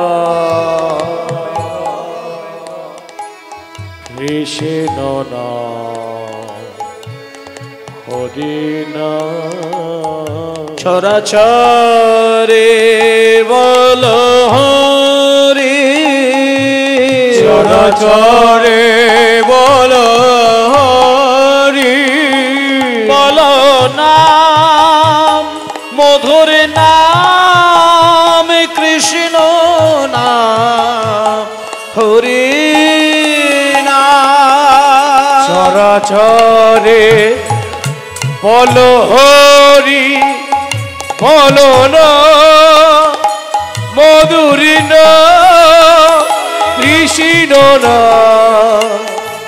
হরি না। চরাচরে বল হরি, বল নাম মধুর নাম কৃষ্ণ নাম হরি নাম। চরাচরে বল হরি, বল না হরি না কৃষ্ণ না মধুর না। ভাই গান গাই কৃষ্ণ হরি নাম। এই তো ভাই নাম গাই কৃষ্ণ না হরি না। এসো ভাই নামি গাই কৃষ্ণ না হরি না। হরি বল। যত বেশি পরিশুদ্ধ রাখতে পারবে সে তত তার আবেগটা মিষ্টি রাখতে পারবে। ভক্তিটা কি জিনিস? এই যে আমরা বলি, একটা সোজা বাংলায় বলি যে ভক্তি থাকলেই ভগবানকে পাওয়া যায়। ভক্তিটা কি? ভক্তিটা হচ্ছে নিজের হৃদয়ের ভেতরে থাকা অফুরন্ত একটা সমিষ্ট আবেগ। সেই সমিষ্ট আবেগটাকেই ভক্তি বলে। যে সমিষ্ট আবেগ অন্যকে ভালো রাখার জন্য নয়। আপনি যদি সমিষ্ট আবেগটা আপনার হৃদয়ের মধ্যে পরিষ্কার রাখতে পারেন, তাতে করে কে ভালো থাকলো জানি না, আপনি কিন্তু মধুরভাবে জীবন কাটাবেন। একটা ভক্ত কোনোদিন যন্ত্রণা পায় না। একটা প্রেমিক যে ঈশ্বরের প্রতি প্রীতি নিয়ে চলে সে কোনোদিন যন্ত্রণা পায় না। কারণ এই প্রকৃতিতে ত্রিতাপ জ্বালাটা তাকেই স্পর্শ করে যার আবেগটা তেতো হয়, যার ভেতরে একটা সুন্দর সমিষ্ট মাধুর্যপূর্ণ অফুরন্ত আবেগ থাকে। তাকে এই প্রকৃতির কোনো রকম কোনো অশুভ শক্তি তাকে স্পর্শ করতে পারেন না। নিজের আবেগে নিজে যখন আনন্দ থাকে তখন অনায়াসেই সে গোবিন্দকে আনন্দ দিতে পারেন। কারণ একটা কথা আমি বলে দিই আপনাদের, নিজে যদি ভালো না থাকা যায় সে কোনোদিন গোবিন্দ সেবায় লাগতে পারে না। যন্ত্রণা নিয়ে গোবিন্দের কাছে কাঁদা যায় না, ব্যথা নিয়ে কোনোদিন গোবিন্দের কাছে কাঁদা যায় না। আপনি যখন ভগবানের সেবা দিতে গিয়ে মায়েরা তুলসী তলায় প্রদীপ দিতে গিয়ে আমি অনেক মা জননীদের দেখেছি, সন্ধ্যাবেলায় তুলসী তলায় প্রদীপ দেওয়ার পরে প্রদীপটা রাখে, তারপর 3 বার শঙ্খধ্বনি করে আর ঠাকুরের কাছে দাঁড়িয়ে দাঁড়িয়ে কিছু না কিছু বলতে বলতে বলতে বলতে চোখ থেকে জল গড়ায়। কিন্তু একটা জিনিস আপনাদেরকে আমি প্রমাণ দিয়ে দিই, কোনোদিন যদি ঈশ্বরকে ডাকতে গিয়ে বা মন্দিরে বসে ভগবানকে কিছু জানাতে গিয়ে বা সন্ধ্যা দিতে গিয়ে যদি আপনি ভগবানের দিকে তাকিয়ে তাকিয়ে কেঁদে ওঠেন, আপনি যদি দেখেন আপনার চোখের জলটা সেই মুহূর্তে হালকা গরম জল, বা জলটা যদি জিভের ওপরে পড়ে তাতে যদি কোনো স্বাদ থাকে, নোনা স্বাদ থাকে, তাহলে জানবেন আপনি মায়ার কোনো যন্ত্রণার কথা মনে পড়ে গিয়ে কিন্তু আপনি কাঁদলেন।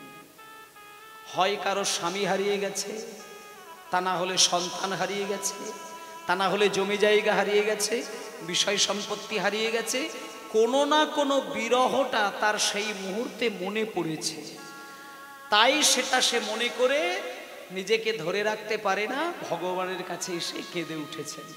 কিন্তু একটা কথা বলে দে, আপনি যখন ওই মায়ার কান্নায় কাঁদবেন, ভগবান কিন্তু আপনার ওই কান্নাটা কিন্তু ভালোবাসবে না। যে বেশি মায়া কান্নায় কাঁদে ভগবান তাকে আরো বেশি মায়া জালে কাঁদায়। কোনো মায়ের জীবন থেকে যদি একটা ছেলেকে সরিয়ে নিয়ে একবার কাঁদাতে পারে, ভগবান দেখা যায় তার আরো 5টা ছেলেকে মেরে দেয়, তাকে আরো বেশি খাঁটি করে নেয়, আরো বেশি স্বচ্ছ করে নেয়। মায়া কান্না কাঁদলে তার কান্না ভোলা, তাকে ভগবান কান্না ভোলায় না, কারণ সেই মায়া কান্না ভগবান পছন্দ করেন না। ভগবান শুধু চায় প্রেমের কান্না। প্রেমের কান্না যেদিন চোখ থেকে আসবে, সেদিন সেই জলটা হবে বরফের মতো ঠান্ডা জল। আর ভক্তির জলে কোনো স্বাদ থাকে নাকি? প্রেমের কান্নায় কোনো নোনা স্বাদ থাকে? নোনা জল মানেই তো মায়া জল। যেটা ভক্তির জল হবে সেই জলের কোনো স্বাদ নেই, পবিত্র জল, স্বচ্ছ জল, যেটা সরাসরি গোবিন্দের চরণ ধৌত করে দিতে পারে। আর যেদিনকে আপনি প্রেমের জালে কাঁদবেন, সেদিন আপনি চাইবেন? চাইতে পারে না। যে প্রেমের জালে কাঁদে সে দিয়ে পাগল হয়, দিয়ে ভিখারি হয়, চাইতে সে ভুলে যায়। ভালোবাসার প্রতিদান, ভালোবাসার জন্য যদি কেউ ভালোবাসে, দুটি ভাবে মানুষকে ভালোবাসা যায়। কেউ যদি স্বার্থে ভালোবাসে সেটাকে প্রেম বলে না, আর যদি ভালোবাসবো বলে ভালোবাসে, দেখবেন তাকে দিলে আনন্দ হয়, তার থেকে নিলে পরে তার কিছু আনন্দ হয় না। যেটা রাধারানী কৃষ্ণকে ভালোবেসেছিলেন, কোনো দিন সে কৃষ্ণের থেকে চাইবে আশা করেননি। দিতে দিতে দিতে দিতে দিতে দিতে দিতে দিতে রাধারানী নিঃস্ব হয়ে গেছে, নিঃস্ব হয়ে গেছে, একেবারে ভিখারিনী হয়ে গেছেন। তবুও কিন্তু কৃষ্ণ বারবার তার কাছে এসে একটা জিনিস চাইতো।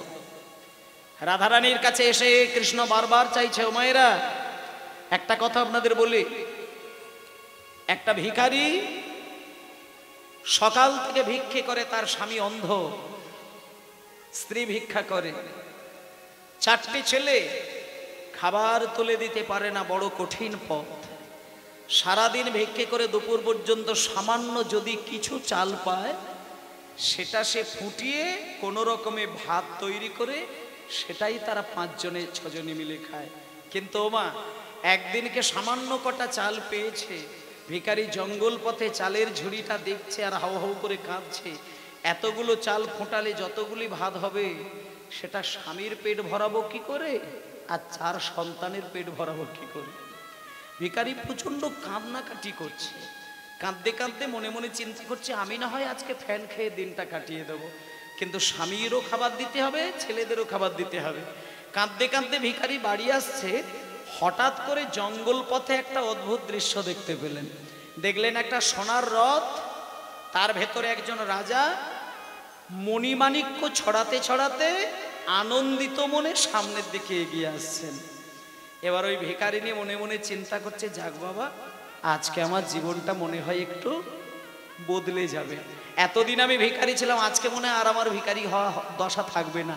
ওই তো রাজা মশাইকে দেখছি 2 হাত ভরে মণিমাণিক্য ছড়াচ্ছে, তা রাজা তো আমারই পাশ দিয়ে যাবে।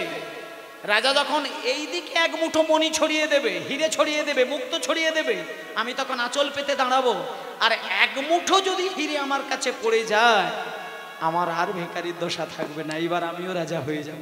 মায়েরা, এবার ভিখারিনী খুব আনন্দিত মনে একেবারে আঁচল রেডি করে তৈরি হয়ে দাঁড়িয়ে আছে। রাজা যখনই যাবে, 1 মুঠো মণি যখনই ছড়াবে, সঙ্গে সঙ্গে আঁচলটা পেতে ধরবে। এবার এইভাবে দাঁড়িয়ে রয়েছে।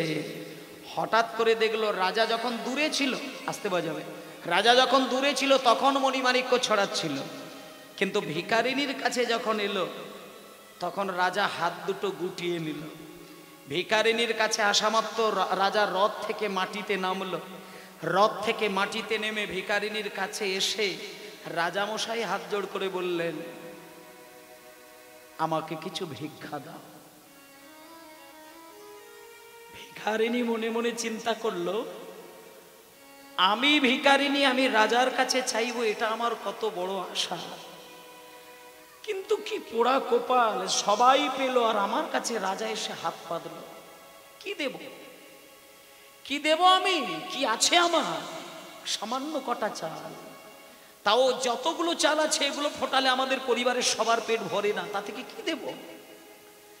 কিন্তু ভিখারিনী কিছুক্ষণ চোখ বন্ধ করে চিন্তা করলেন, ভিখারি যদি হাত পেতে দাঁড়ায় তাকে নাকি ফেরাতে নেই, তাতে অমঙ্গল হয়।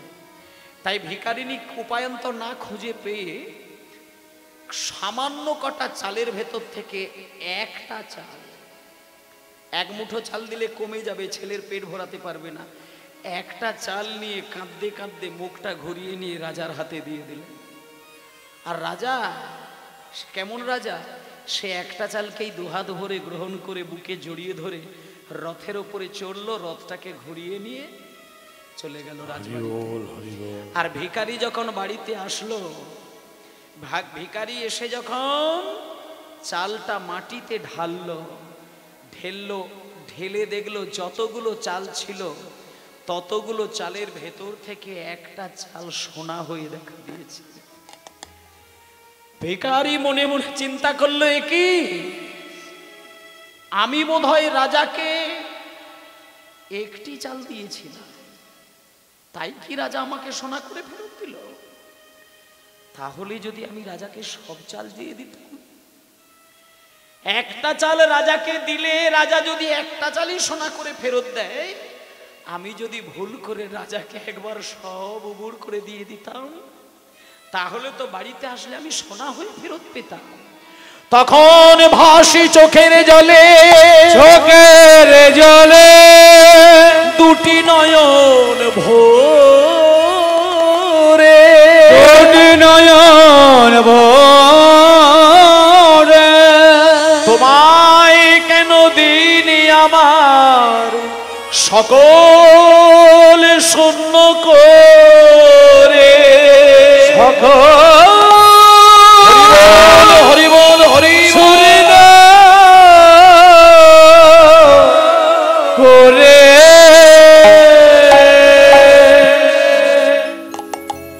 ভক্তমণ্ডলী মা বাবা, আজকে যে ভিখারি, এই ভিখারি কেউ নয়, আমরা প্রত্যেকেই কিন্তু ভিখারি। আমরা যা কিছু পাই সেটা আমাদের কোনোদিন মনও ভরে না, পেটও ভরে না, কিন্তু যখন কেউ এসে হাত পাতে তাকে দিতে গেলে মনে হয় আমাদের কমে যায়। সেই জন্য এখানে তত্ত্বের মধ্যে শিক্ষা দিয়েছে, এখানে রাজা হচ্ছেন ভগবান শ্রীকৃষ্ণ আর আমরা হলো পথের ভিখারি। কিন্তু কেউ যদি ভক্তি ভরে সেই কৃষ্ণচন্দ্রকে কেউ তার সমস্ত ডালাকে উজাড় করে দিতে পারে, তত্ত্বের দিকে বলছে তুমি চিন্তা করো না, গোবিন্দ চরণে তুমি যেটা দেবে ভগবান তোমাকে আরো বেশি উজাড় করে দিয়ে দেবে। ভগবান বলেছেন, আমার নাম নিতে গিয়ে যদি ভক্ত 10 ফোঁটা নয়নের জলে কাঁদে, আমি ভগবান হয়ে তার হৃদয় মন্দিরে বসে 100 ফোঁটা নয়নের জলে আমি তার নাম ধরে কাঁদি। ভগবানের নাম বলতে বলতে কেউ যদি 10 পা এগিয়ে যায়, বিষ্ণুলোক থেকে ভগবান 10,000 পা এগিয়ে হাত বাড়িয়ে তাকে গ্রহণ করে নেয়।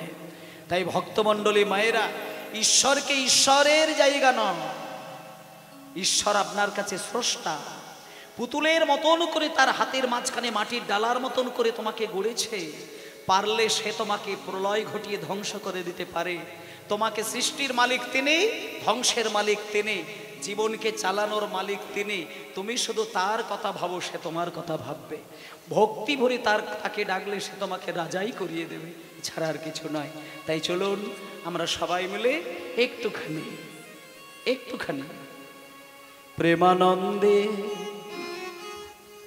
প্রেমানন্দে মেতে হরি বলো, হরি নামের বন্যা যে এলো, হরি হরি বলে মেতে হরি বলো, হরি নামের বন্যা যে এলো। প্রেমানন্দে মেতে হরি বলো, হরি নামের বন্যা যে এলো। এমন বন্যা দেখি নাই সুগনাতে তলা, এমন বন্যা দেখি নয় শুকনাতে তলা, এমন বন্যা দেখি নাই সুগনাতে তলা, এমন বন্যা দেখি নাই শুকনাই তলা, বন্যা দেখি নয় শুকনাতে তলা। ডুবলো নদের পুরুষ নারী জাতের বিচার নাই, এবারে ডুবলো নদীর পুরুষ নারী জাতের বিচার নাই। ঠাকুর হরিদাস, ঠাকুর হরিদাস কাজীর ছেলে সে বুঝি ডুবে গেল, হরিদাস কাজীর ছেলে সে বুঝি ডুবে গেল, হরিদাস কাজীর ছেলে সে বুঝি ডুবে গেল। হরি বল বলে রে হরিদাস, হরি বলে বলে রে হরিদাস, হরিদাস কাজীর ছেলে সেই বুঝি ডুবে গেল, হরিদাস কাজীর ছেলে সে বুঝি ডুবে গেল, হরিদাস যে কাজীর ছেলে সে বুঝি ডুবে গেল। হরে হরে নামের বন্যা ছিল, প্রেমানন্দে মেতে হরি বলো, হরি নামের বন্যা যে এলো। প্রেমানন্দে মেতে হরি বলো, হরি নামের বন্যা যে এলো। প্রেমানন্দে মেতে হরি বলো, হরি নামের বন্যা যে এলো। আর হরি বল বলে নাম এই জলে, হরি বলে বলে নামো এই জলে, হরি বলে বলে নামো এই জলে, একবার হরি বলে বলে নামো এই জলে। ডুববে যে জন পাবে রতন সন্তোষ তাই বলে, ডুববে যে জন পাবে রতন সন্তোষ তাই বলে, একবার হরি বল বলে নাম এই জলে, হরি বল বলে নামো এই জলে, হরি বলে বলে একবার নামো এই জলে। ডুববে যে জন পাবে রতন সন্তোষ তাই বলে, এবারে ডুববে যে জন পাবে রতন সন্ত তাই বলে। এবার ডোবার মতন আবার ডোবার মতন, আবার ডোবার মতন যে ডুবেছে সেই ডুবে রতন পেল, ডোবার মতো সে ডুবেছে ডুবলে বলে সে পেল, ডোবার মতন যে ডুবেছে সেই ডুবে রতন পেল, ডোবার মতন যেই ডুবেছে সে ডুবে রতন পেল। হরি বল বলে রে ডোবার মতো, হরি হরি ডোবার মতো, হরি বলে বলো রে ডোবার মতো, হরি বলে বলে রে ডোবার মতো, হরি বল বলে রে ডোবার মতো, হরি বলে বলে রে ডোবার মতো।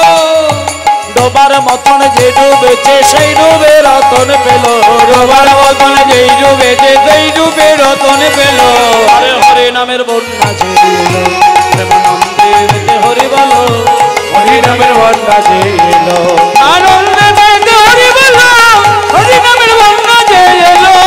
আনন্দে মেতে হরি বলো, হরি নামের বন্যা যে এলো, আনন্দে মেতে হরি বলো, হরি নামের বন্যা যে এলো। হরি বল হরি বল হরি বল হরি বল নিতাই গৌর হরি বল, হরি বল।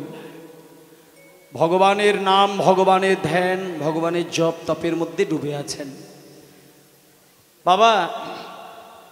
অনেক ভাগ্যের ফলে বৈষ্ণব আসিয়া মেলে। কারোর বাড়িতে যদি দেখেন যে বৈষ্ণবের মানে যাতায়াত হচ্ছে, তাহলে ওটা আপনি জানবেন যে আপনার বাড়িটার একটা ভাগ্যের বিকাশ ঘটছে। দরজার সামনে বৈষ্ণব এসে দাঁড়ানো বা আপনার সম্মুখে বৈষ্ণব এসে দাঁড়ানো, এটা যদি কোনোদিন কারোর জীবনে হয়, জানবেন আপনার কপালটা ধীরে ধীরে খুলে যাচ্ছে। বৈষ্ণব আসলে পরে ভাগ্যের বিকাশ ঘটে। এবং আজকে চৈতন্য মহাপ্রভু শ্রীবাসের ঘরের মধ্যে মধ্যরাত্রিতে হরিনাম করছেন, একেবারে নামে প্রেমে পাগল। হঠাৎ করে মহাপ্রভুর নামটা দুম করে বন্ধ করে দিয়ে শ্রীবাসকে বুকের মধ্যে টেনে নিলেন। শ্রীবাস বুকের মধ্যে যখন টেনে নিচ্ছেন মহাপ্রভু, শ্রীবাস বলছেন, প্রভু তুমি যদি কাউকে বুকের মধ্যে টেনে নাও, তাকে তুমি ব্যথা দিয়ে কথা বলো ঠাকুর। তুমি হঠাৎ করে নাম বন্ধ করে দিয়ে আমাকে কেন তোমার বুকে টেনে নিলে, কি বলার আছে?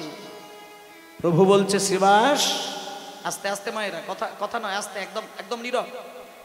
ভাবাবেগের কীর্তন, আবেগের কীর্তনটা শুনলে পরেই মনের তৃপ্তিটা আসে। হই হই রই রই ড্যাং ড্যাং ঢ্যাং ঢ্যাং, এর থেকে তো আনন্দ আপনি নায়ক নায়িকার ড্যান্স দেখলে আরো বেশি পাবেন। কীর্তনের থেকে অনেক বেশি ড্যান্সের আসরে গিয়ে দেখবেন কোমরের ব্যায়াম কাকে বলে দেখতে পেয়ে যাবেন। কিন্তু ওতে করে কি হবে? ওতে শুধু ওই বাহ্যিক আড়ম্বর আর আনন্দ, এটা নিয়ে আপনাকে কাটাতে হবে। কিন্তু একটা পারমার্থিক যে পরম আনন্দ, আরতি দিয়ে বেদনা দিয়ে ভগবানের যে একটা অদৃশ্য সেবা, এটা আপনি কোথায় পাবেন? স্বামী বিবেকানন্দ বলেছিলেন প্রথম জীবনে যে কীর্তন টির্তন আমার পছন্দ হয় না, এটা স্বামীজির মুখের কথা, ছোট্টবেলা যখন স্বামীজি বলেছিলেন। কিন্তু সেই স্বামী বিবেকানন্দ কিন্তু শেষের দিনে কিন্তু একটা কথা বলেছিলেন, এটাও কিন্তু অনেকে জানেন না। স্বামীজি শেষের দিনে একটা কথা বলেছিলেন যে না, এই পৃথিবীতে যত ধরনের গান বাজনা রয়েছে, সুর জগতে যত গান আছে, ওগুলো সমস্ত থাকবে একদিক, কীর্তন গান নিজে একা থাকে একদিকে। কেন না, একমাত্র পৃথিবীতে একটাই সম্পদ যেটা মনের আরতি দিয়ে বেদনা দিয়ে ভগবানকে সেবা দেওয়া যায়, সেই গান যদি, সঙ্গীত যদি জগতে থাকতে হয়, একটাই সঙ্গীত, তা হলো চৈতন্যদেবের কীর্তন গান। হরি বল হরি বল। মানে চৈতন্যদেব, এই যে কীর্তনটা, এটা কিন্তু চৈতন্যের একান্ত নিজের সৃষ্টি কীর্তন। এবং কীর্তন গানে যদি মনোনিবেশ ঘটাতে পারে, মন ডোবাতে পারে, আমি বলে দিলাম আপনার কিচ্ছু দরকার হবে না। বিশেষ করে আপনাদেরকে বলে দিচ্ছি, ব্রহ্ম মুহূর্তে যদি হরিনাম করতে পারেন, ব্রহ্ম মুহূর্তে যদি আপনি হরিনাম করতে পারেন, আপনি ভাবতে পারবেন না যে আপনি কোন জিনিসটাকে আপনি ধরে রাখতে পারবেন। কিন্তু মানুষ সেই টাইমটা ঘুমিয়ে কাটায়, সেই জন্য মানুষ নিজেকে ছটফট করে, কিন্তু শান্তি পেতে পারেন না। এখানে আমি একটু বাবাদেরকে, একটু মায়েদেরকে অনুরোধ করব, ব্রহ্ম মুহূর্ততে একটুখানি ঘুমটাকে ভাঙিয়ে, দরকার নেই বাসি কাজ সারার, ব্রাশ করার দরকার নেই, বাথরুম যাওয়ার দরকার নেই, বাসি কর্ম সারার দরকার নেই, শুধু ব্রহ্ম মুহূর্তে শুধু ঘুমটাকে ভাঙিয়ে আপনি যদি আপনার বেডরুমেও শুধু যদি মেরুদণ্ড সোজা করে বসতে পারেন, আপনি পারমার্থিক যে অলৌকিক শক্তি, এটা আপনি ওই মুহূর্তে আপনি নিজেকে উপলব্ধি করতে পারবেন। কারণ ব্রহ্ম মুহূর্তে ভগবান একটু বেশি পাগল হয়ে যায়, দয়া হয়ে যায়। কোনো রাজা, কোনো জমিদার অযাচিতভাবে যদি লাখ লাখ টাকা কাউকে ডেকে ডেকে দান করে দেয়, সাধারণ লোকটাকে তাকে বলবে পাগল। এতদিন লোকটা ভালো ছিল, অর্থকে ধরে রেখেছিল, কিন্তু আজকে যাকে তাকে অর্থ বিলিয়ে দিচ্ছে, ও পাগল। তেমনি ভগবান একটা মুহূর্ত পাগল হয়ে যায়, তার নিজস্ব ভক্তিটা অযাচিতভাবে বিনা স্বার্থে দান করেন, সেটা হলো ব্রহ্ম মুহূর্ত। আর ব্রহ্ম মুহূর্তটা কোন টাইমটা আমি আপনাদের একটু বলে দিই, মায়েরা খুব মন দিয়ে শুনবেন। ছেলে বউ নিয়ে ঘর করেন, নাতি নাতনি নিয়ে ঘর করেন, সংসারেতে শান্তি বজায় রাখতে গেলে টাকার আয় বাড়ালে কিন্তু শান্তি আসবে না। আয় ব্যয়ের হিসাব করলেই সংসারটাকে সাজানো যাবে না। সংসারে একটু ভক্তি না থাকলে সংসার কোনোদিন শান্তির হয় না। আমি অন্তত এটা গ্যারেন্টি দিয়ে বলতে পারলাম, যে বাড়ির মধ্যে বাড়ির কর্তা কৃষ্ণ নামের দ্বারা নিজেকে জমিয়ে রাখেন, প্রেমের দ্বারা ভরিয়ে রাখেন, সেই বাড়িতে টাকা পয়সা গাড়ি বাড়ি না থাকলেও শান্তির লেশ মাত্র নেই, এটা কিন্তু বলতে পারবে না। শান্তিটা পেতে গেলে সবাইকে বলে দিচ্ছে আপনাদেরকে, ভোর 3:20 থেকে, এটা এখনকার দিনে মায়েরা আর করেন না, কিন্তু আপনারা পারলে একটু করবেন। আমি বলে দিচ্ছি 21টা দিন করুন, 21টা দিন করুন, তারপরে আপনি বলবেন কি পেয়েছেন। 3:20 থেকে 3:40 পর্যন্ত এই টাইমটা মানুষের কাছে মারাত্মক সময়, যে সময় মানুষ ঘুমিয়ে কাটালে অনেক কিছু হারিয়ে যায়। মানুষ কিন্তু একটা সাধনার দেহ, এই দেহটা হচ্ছে সাধনা করার দেহ। পশু পাখির দেহে সাধনা হয় না, কিন্তু মানব দেহের ভেতরে সাধনা চলে। আর এই মানব দেহের ভেতরে সাধনাটা করতে গেলে আপনাকে ব্রহ্ম মুহূর্তে ঘুমিয়ে কাটালে হবে না। ব্রহ্ম মুহূর্তে বাড়ির গোয়ালে গিয়ে দেখবেন তো, আপনার বাড়িতে যদি গরু থাকে, আপনি গরুর গোয়ালে গিয়ে দেখবেন, তারা কিন্তু ব্রহ্ম মুহূর্তে ঘুমায় না, তারা উঠে পড়ে। পাখিগুলোকে দেখবেন ব্রহ্ম মুহূর্তে উঠে পড়ে। কিন্তু মানুষ কেন ঘুমায়? মানুষ জানে না যে ব্রহ্ম মুহূর্তটা মানুষের কাছে কত সত্য, কত শক্তি। বলে দিচ্ছি 3:20 থেকে 3:40, বেশি তো নয়, মাত্র 20টা মিনিট। 3:20 থেকে 3:40, মানে এক কথায় বলা যায় সূর্য উদয়ের 92 মিনিট আগে থেকে সূর্য উদয়ের 48 মিনিট আগে পর্যন্ত এই যে টোটাল যে সময়সীমাটা, এই সময়সীমার মধ্যে যদি কোনো মানুষ কোনো কিছু না ভেবে চোখ বন্ধ করে যদি তার চরণে মনটাকে বসিয়ে রাখেন, আপনি 21টা দিন করে দেখুন তো আপনি নিজেকে কেমনভাবে তৈরি করেছেন। এখানে সকলকে আমি বলে দিচ্ছি, আপনার সংসারে অনেক জ্বালা আসতে পারে, অনেক চাপ আপনার হয়তো আছে, চাকরির চাপ হতে পারে, ছেলে স্কুলের চাপ হতে পারে, ব্যবসার চাপ হতে পারে, দেনার দায় হতে পারে, সব কিছু হতে পারে, কিন্তু আপনি ব্রহ্ম মুহূর্তে শুধু ওই টাইমটা আপনি ভগবানের চিন্তা করে কাটান। আপনি দেখুন ভগবান আপনার জন্য কতটা চিন্তা করে। হরি বল, হরি বল। যে জিনিস হওয়ার নয় সেটা আপনার হয়ে যাবে, যেটা করার নয় সেটা আপনি করতে পারবেন, যা ভাবার নয় সেই ভাবনা আপনার আসবে, যা দেখার নয় তা আপনি দেখতে পেয়ে যাবেন।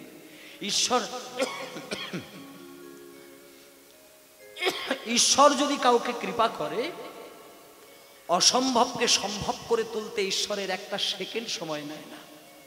তাই আপনি ব্রহ্ম মুহূর্তে ঈশ্বরকে বেঁধে রাখার চেষ্টা করুন। ব্রহ্ম মুহূর্তে ভগবান এত এত এত বেশি উদার হয়ে যায় না, ওই সময়টা কেউ নাম করলে ভগবান নিজে সরাসরি এসে তার হৃদয়ে ধরা দিয়ে দেয়। আপনি করেন, আপনারা করবেন, আমি বলে দিলাম 3:20 থেকে 3:40 এর মধ্যে একটা কোনো একটা সময় মূল্যবান টাইম, যে টাইমটা ভগবান নিজে এসে ধরা দিয়ে দেয়, খুব উদার হয়ে যায়। তাই ওই টাইমটা ঘুমাবেন না, করবেন।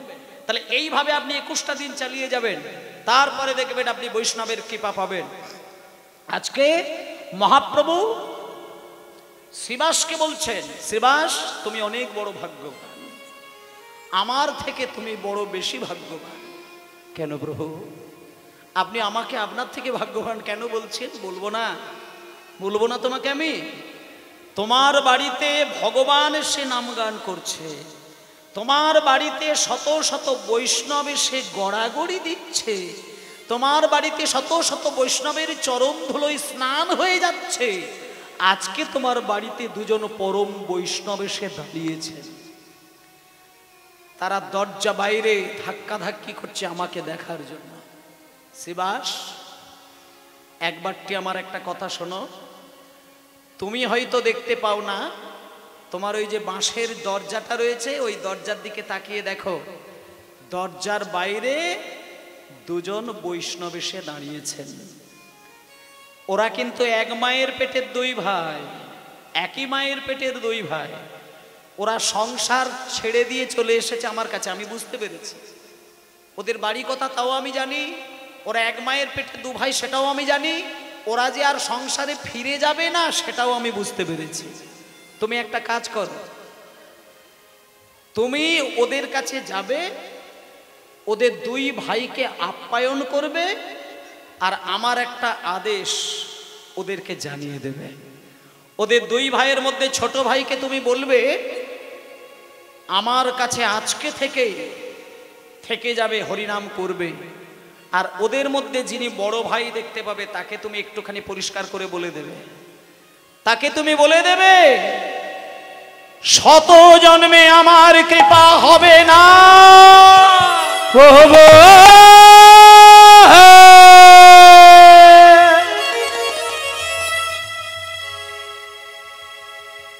প্রভু, মায়েরা একটু ভালো করে ধ্যান দিয়ে শোনেন।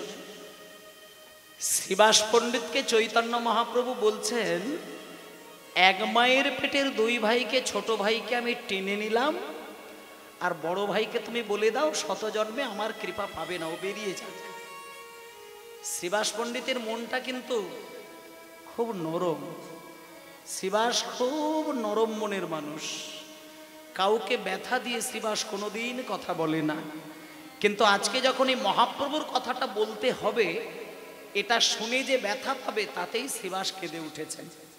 শ্রীবাস মহাপ্রভুকে বলছেন, প্রভু একটা কথা আপনাকে বলি, একই মায়ের পেটের দুই ভাই আপনার কাছে এসে দাঁড়ালো, আপনি ছোট ভাইকে টেনে নেবেন, বড় ভাইকে বলবেন শত জন্মে কৃপা হবে না। আমার তো মনে হয় এটা অন্যায় হয়ে যাচ্ছে। শ্রীবাস, আমার আচরণের সমালোচনা তোমায় আমি করতে বলিনি, আমার কোনটা দোষ, কোনটা ভুল, কোনটা ঠিক, এটা ধরার জন্য আমি তোমাকে রাখি না। শোনো শ্রীবাস, আমি যেটা বলছি সেটা তুমি করবে, এর বাইরে কোনো কথা বলবে না। বাবা একটা কথা বলি, ভদ্রলোক যারা হয়, মহৎ ব্যক্তি যারা হয়, তাদের হৃদয়টা কেমন হয় জানেন? শাস্ত্রে বলছে যারা মহৎ ব্যক্তি হয় তাদের হৃদয়টা মানে তাদের মনটা কেমন হয় দেখুন। কারোর উপরে যদি কোমল হতে চায়, ভদ্রলোকের আচরণটা তার কেমন হওয়া উচিত? কারোর উপরে কোমল হলে কুসুমের থেকে নিজেকে কোমল হয়ে দেখাতে পারে। একটা মহৎ ব্যক্তির গুণ কিন্তু সেটা। কারোর উপরে কোমল হতে হবে, কুসুমের থেকে নিজেকে কোমল হয়ে যাবে, জলের থেকে নরম হয়ে যাবে। আর কারোর উপরে যদি কঠোর হয়, বজ্রের থেকে সে কঠোর হয়ে যেতে পারে। এটা একটা মহৎ ব্যক্তির আচরণ। আজকে চৈতন্য মহাপ্রভু পৃথিবীর মধ্যে শ্রেষ্ঠ মহৎ ব্যক্তি। সে যখন কোমল হয়ে যায়, তার থেকে কোমল, তার থেকে নরম এ জগতে আর কেউ হতে পারে না। আর যখন রেগে ওঠে, মহাপ্রভুকে সামলাবে এমন শক্তি জগতে থাকে না। আজকে যখন মহাপ্রভু রেগে উঠেছেন, ওই শ্রীবাসের একটা কথায় শ্রীবাস পণ্ডিত সঙ্গে সঙ্গে মাথাটা নিচু করে হাত জোড় করে বলছেন, প্রভু ঠিক আছে, আমি আমি আমি আমি আমি আমি এক্ষুনি গিয়ে বলছি, আমি এক্ষুনি গিয়ে জানিয়ে দিচ্ছি, আর কিছু বলতে চাই না।